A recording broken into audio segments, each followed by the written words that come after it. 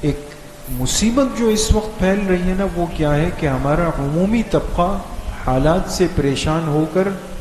بجائے اللہ کے قریب آنے کے اللہ سے دور ہو رہا ہے، مسجد سے دور ہو رہا ہے، علماء سے دور ہو رہا ہے، دین کی باتیں سننے سے اب اسے کوفت ہوتی ہے،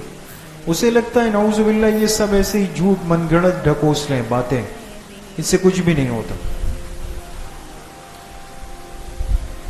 امت مایوسی کی طرف جا رہی ہے، اللہ سے دوری کی طرف جا رہی ہے۔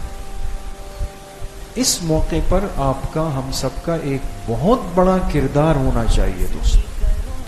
اس امت کو جوڑ کر رکھنا ہے، ان کو مایوسی سے نکالنا ہے، ان کو ان حالات کے واقع ہونے کے حقیقی اسباب بتانے